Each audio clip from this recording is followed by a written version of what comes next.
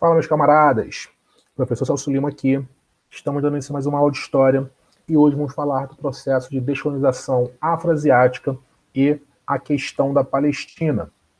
Para entendermos melhor, vamos nos inserir no contexto histórico que está relacionado a esses dois eventos. O primeiro deles é a organização do mundo pós-Segunda Guerra Mundial. É muito interessante que vocês se situem aí que o mundo pós-Segunda Guerra Mundial ele está abalado economicamente, socialmente e politicamente, sobretudo as principais potências europeias, né?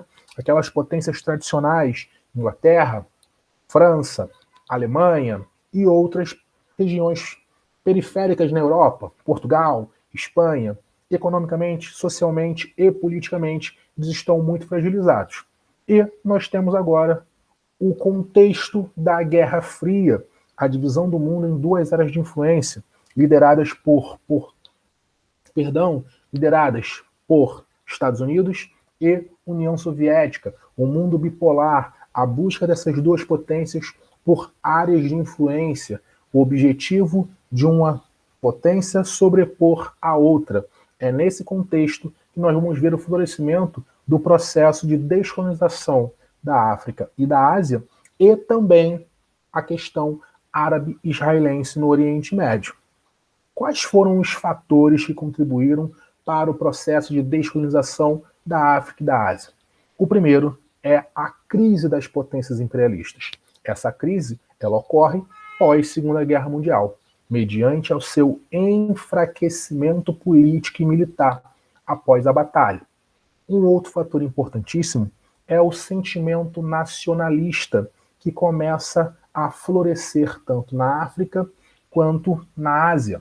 Na África nós vamos ver o nascimento do pan-africanismo, um sentimento que defendia a autonomia das nações africanas, o fim do preconceito racial e do respeito às culturas e tradições africanas. Vamos ver também na Ásia e no Oriente Médio o surgimento do pan-arabismo, ideologia que defendia o fortalecimento das nações árabes. Um outro momento importante é o surgimento da ONU pós-Segunda Guerra Mundial. A ONU, que nasce como uma instituição que deveria resolver os problemas internacionais a fim de evitar novos conflitos, ela cria um documento que vai ser o direito de autodeterminação dos povos, ou seja, o direito dos povos se autodeclararem. E isso interessa diretamente as colônias asiáticas e africanas dos países europeus. Por fim, nós temos aí o interesse de Estados Unidos e União Soviética numa Ásia e África livre da influência das antigas potências imperialistas. Por quê? Se nós retomarmos o conhecimento, a divisão da África e da Ásia acontece ali em meados do século XIX, sobretudo a partir da segunda metade do século XIX, na famosa Conferência de Berlim. Nessa Conferência de Berlim participaram Inglaterra, França, Alemanha, Portugal. Perceba, Estados Unidos e a União Soviética não participaram desse projeto. Eles não tinham ali colônias na África e na Ásia. E no contexto da Guerra Fria, era interessantíssimo para esses povos aumentar a sua influência e expandir ali a sua influência para essas regiões. Então, para Estados Unidos e União Soviética, era muito interessante o processo de descolonização da África e da Ásia. Então, esses países vão contar com o apoio dessas duas superpotências. Ou, se não contar com o apoio, pelo menos não vão ter a oposição desses países, que já é uma grande ajuda. A partir desse pensamento, nós vamos ver a organização da Conferência de Bandung, que reuniu 29 estados do continente asiático e africano que vão decidir sobre o futuro daquelas regiões. É na Conferência de Bandung que nasce o termo Terceiro Mundo, porque os países participantes da conferência eles vão se declarar neutros no contexto da Guerra Fria. Eles não vão se posicionar nem ao lado capitalista e nem ao lado comunista. Por isso, países de terceiro mundo. O primeiro mundo era representado pelo capitalismo, o segundo mundo representado pelo socialismo, e o terceiro mundo eram os países não alinhados. Nesse processo, vamos começar a caminhar pela descolonização da Ásia. Aqui vale uma menção à independência da Índia. A Índia era uma colônia britânica desde o século XIX.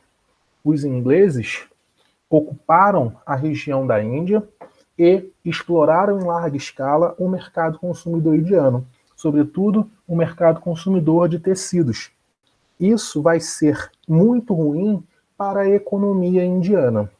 Durante a Primeira e a Segunda Guerra Mundial, os indianos lutaram ao lado dos ingleses e só viram aumentar a opressão fiscal sobre os indianos durante esse período.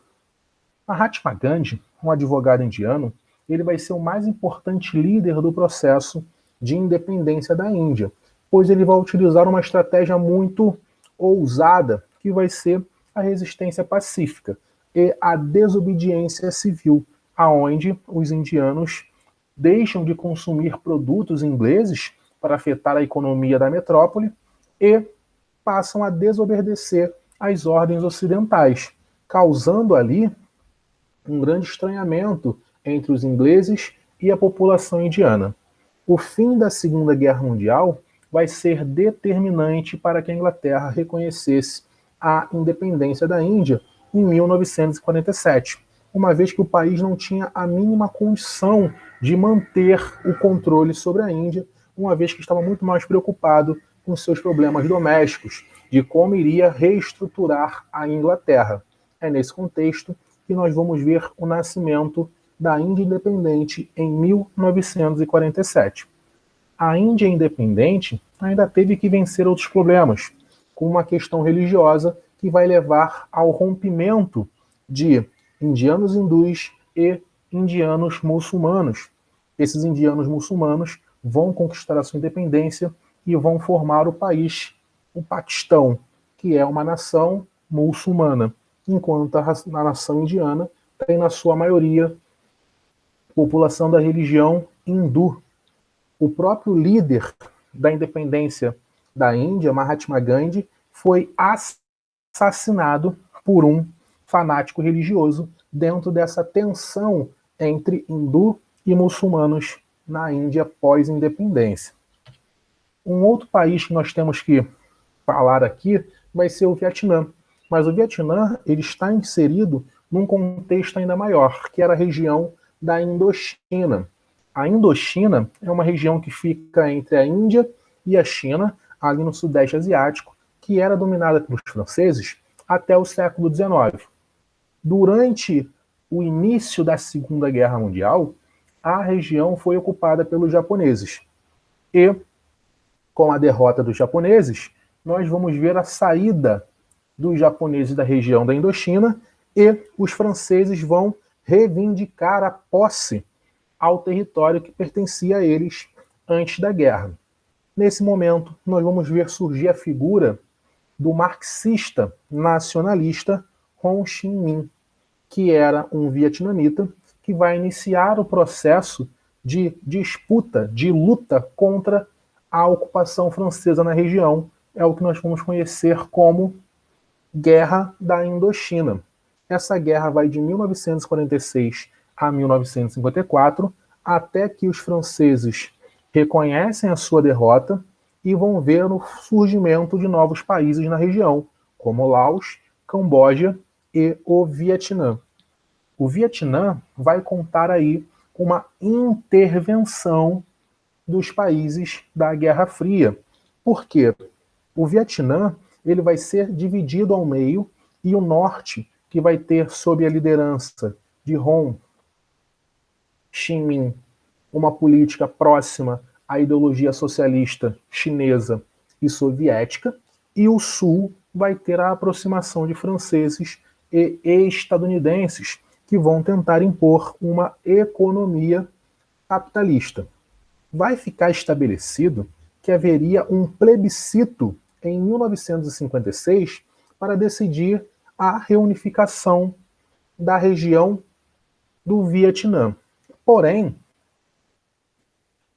Estados Unidos, temendo a unificação e a região tornando-se uma área de influência comunista, vai influenciar os vietnamitas do Sul a não promoverem esse plebiscito e a perseguirem os vietnamitas que viviam no Sul, que eram simpáticos ao comunismo.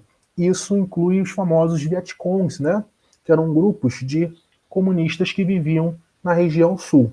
É nesse contexto que, em 1954, tem início a Guerra do Vietnã, um conflito entre o Vietnã do Norte socialista versus o Sul, que era capitalista. Esse conflito vai contar com a intervenção direta dos Estados Unidos no conflito e vão enviar aí aproximadamente 500 mil soldados para combater no Sudeste Asiático e enfrentando um território que eles desconheciam e um modo de fazer guerra também desconhecido para os Estados Unidos, que eram as estratégias de guerrilha utilizadas pelos Vietcongs e os seus aliados do norte do Vietnã. O conflito termina em 1973 com a vexatória derrota dos Estados Unidos e um processo de unificação do Vietnã sendo consolidado no ano de 1976. O Vietnã consolidado sob a ideologia socialista. No caso africano, nós começamos falando do caso da Argélia. A Argélia era uma colônia francesa na região conhecida como Maghreb, e durante o fim da Segunda Guerra Mundial e o surgimento do pan-arabismo, tem início as discussões internas sobre o processo de libertação da Argélia. Nós vamos ver aí o surgimento da Frente de Libertação Nacional da Argélia, que é um grupo paramilitar que vai combater os franceses em território argelino em busca da sua independência, que só chega no ano de 1962, após uma grande comoção entre intelectuais e membros da sociedade francesa, que entendiam que a guerra ela era desnecessária, forçando ali os franceses a negociarem a independência da Argélia. Vai ser convocado um plebiscito no ano de 1962 na França, aonde vai definir a libertação da Argélia. Outro caso vai ser a República Democrática do Congo. A República Democrática do Congo era uma colônia belga.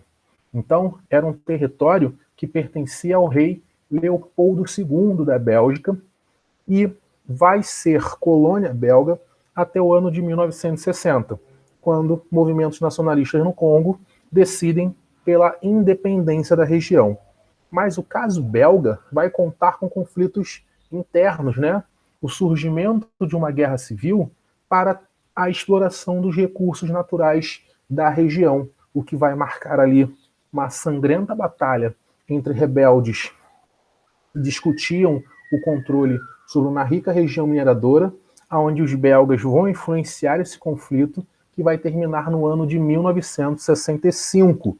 Mas, mesmo após a independência, a questão social no Congo ainda vai ser muito sensível. Outros processos de descolonização ocorridos na África podem ser os ocorridos em Angola e Moçambique. Angola e Moçambique eram colônias portuguesas desde o período das grandes navegações, ali no século XVI, e elas estão inseridas num contexto de independências tardias, porque os movimentos de independência em Angola e Moçambique só ocorrem na década de 70, durante a Revolução dos Cravos, movimento ocorrido em Portugal. Portugal era uma ditadura desde o período anterior à Segunda Guerra Mundial, durante a ascensão do nazifascismo. Nós vamos ver ali a instalação do governo de Salazar, e somente na década de 70 os portugueses conseguem romper com essa ditadura. É muito interessante destacarmos aqui que a Revolução dos Cravos vai ser um conflito que ocorre em Portugal quando militares de baixa patente se levantam contra o governo ditatorial, iniciando ali uma revolução que vai culminar também no processo de independência das suas colônias, no caso específico, Angola e Moçambique. Angola e Moçambique, após a sua independência, vai viver um período de guerra civil que vai se estender até o ano de 1992. Por quê? Esses países, após a independência, vão estar divididas em diversas facções políticas, algumas defendendo o capitalismo, outras defendendo o socialismo. E nesse contexto de Guerra Fria, eles vão contar com o apoio direto ou indireto da União Soviética e dos Estados Unidos e seus aliados, que vão financiar uma sangrenta batalha campal que vai ceifar a vida de diversos angolanos e moradores de Moçambique, causando aí tragédias que perduram até os dias de hoje. É muito comum em Angola e Moçambique pessoas mutiladas por pisarem ali em minas ou bombas enterradas. Então, a guerra que vai ter início após a independência, ela se estendeu até o ano de 1992 e o aluno deve entender que ela está inserida no contexto da Guerra Fria e da divisão das facções políticas em Angola e Moçambique, favoráveis e contrárias ao capitalismo e comunismo. A África do Sul é um caso bem isolado. Por quê? A África do Sul já era um país livre durante o século XX, mas o seu passado colonizador, a África do Sul foi uma antiga colônia holandesa, havia uma minoria branca que dominava politicamente o território. E esse domínio vai se agravar com a criação do apartheid. O apartheid foi uma forma rigorosa de legislação separatista implantada na África do Sul durante a década de 40, finalzinho da década de 40, início da década de 50. Esse movimento ele vai separar negros e brancos na África do Sul, forçando ali o surgimento de diversas manifestações da população negra exigindo direitos políticos e também direitos civis. A marca desse movimento vai ser o massacre de Sharpeville, onde muitos manifestantes sul-africanos negros vão ser assassinados, e esse evento vai marcar a prisão de Nelson Mandela, que era o principal líder do movimento contra o apartheid. No início da década de 90, nós vamos ver ali o enfraquecimento dos domínios europeus na África, sobretudo após a Revolução dos Cravos, independência de Moçambique, Angola. Os sul-africanos brancos vão ceder às pressões internas e externas. Havia muitas críticas da ONU à política de segregação racial promovida pelo governo da África do Sul, que vai determinar a libertação de Nelson Mandela, que vai ser o grande responsável por liderar o movimento que vai definir o fim do apartheid na África do Sul. Nelson Mandela ele vai ser ganhador do Prêmio Nobel da Paz, e no ano de 1994 ele vai ser eleito o primeiro presidente da África do Sul negro a partir das eleições multirraciais, acabando com o apartheid. Agora caminhamos para a questão árabe-israelense. A questão árabe-israelense é explicada a partir do viés religioso. A região da Palestina era chamada pelos hebreus de Canaã, e segundo a narrativa judaico-cristã, a região de Canaã foi uma terra dada por Deus aos hebreus e seus descendentes, que é a atual região da Palestina. Então aquela região sempre foi palco de conflitos entre hebreus e os outros povos que ali viviam. No século XIX, nós vamos ter um movimento conhecido como sionismo, que vai ser a migração de judeus em direção a Canaã, a terra prometida, que nós conhecemos hoje como Palestina. Esse movimento ele vai ser um movimento autônomo que acontece no final do século XIX. Mas o que realmente vai mudar a sorte dos judeus na região é os horrores que eles são acometidos durante a Segunda Guerra Mundial. Durante a Segunda Guerra Mundial, nós temos ali o Holocausto, evento que vai causar a morte de 6 milhões de judeus e que vai assustar, horrorizar o mundo após a descoberta dos campos de concentração. Com a criação da ONU, havia uma necessidade de reparar os sofrimentos, os maus tratos sofridos pelos judeus durante a Segunda Guerra Mundial. Então começam ali as tratativas, as discussões para a construção do Estado de Israel. E onde vai ser construído o Estado de Israel? Na região da Palestina. A região da Palestina, durante a Primeira Guerra Mundial, ela pertencia ao Império Turco Otomano. Com a derrota dos turcos na Primeira Guerra Mundial, esse território passou para o poder da Inglaterra. Então, em 1947, a Inglaterra cede esse território para que a ONU pudesse organizar a criação do Estado de Israel na região da Palestina. Esse ponto é essencial porque o Estado de Israel, segundo o pensamento árabe, ele foi criado de forma arbitrária, porque não vai levar em consideração as reivindicações dos povos que viviam anteriormente na região da Palestina, que eram os povos árabes muçulmanos. A partir da criação do Estado de Israel, nós vamos ver o surgimento de diversos conflitos na região. A região ela passa a se tornar uma região com muitas tensões devido à criação do Estado de Israel e à forma que esse Estado foi criado. A partir daí nós vamos ver o surgimento de alguns conflitos naquela região.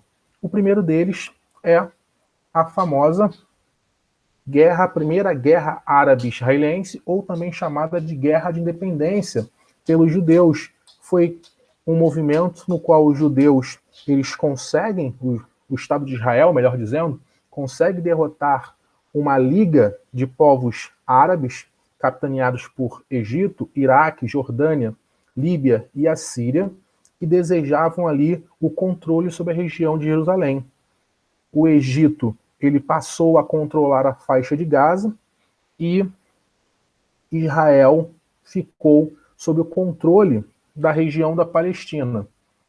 Depois nós vamos ter uma segunda onda de conflitos, que é a famosa Guerra de Suez, aonde o presidente egípcio Nasser ele tenta a nacionalização do canal de Suez e ele vai ser apoiado por França e Inglaterra. Ele vai derrotar os israelitas, vão conseguir derrotar os egípcios, mas por pressões dos Estados Unidos e da União Soviética, os israelitas, conseguem negociar e devolver o canal de Suez para o domínio egípcio. Depois, nós temos ali uma nova guerra, a famosa Guerra dos 6 Dias, aonde vai ter uma nova mobilização egípcia contrária à presença de Israel na região da Palestina. Mais uma vez, essa frente formada por países árabes é derrotada por Israel, que vai ver o seu território aumentar em direção às colinas de Golã, Cisjordânia, Jerusalém, faixa de Gaza e a península de Sinai. Então, esses conflitos demonstram as constantes guerras existentes na região da Palestina após a criação do Estado de Israel. Até hoje, a questão da Palestina ela gera muitas controvérsias, porque não foi ainda definido a criação de um Estado palestino. Esses grupos eles vivem como refugiados e viram o Estado de Israel crescer exponencialmente, enquanto os territórios ocupados pelos palestinos árabes muçulmanos diminuir após a criação do Estado de Israel. Rapaziada, a nossa aula vai chegando ao fim. Espero ter ajudado vocês de alguma maneira e me coloco à disposição para estar ajudando vocês em aulas futuras. Eu vou ficando por aqui. Desejo a todos vocês um excelente dia de estudos e até a nossa próxima aula. Fiquem na paz aí, um forte abraço.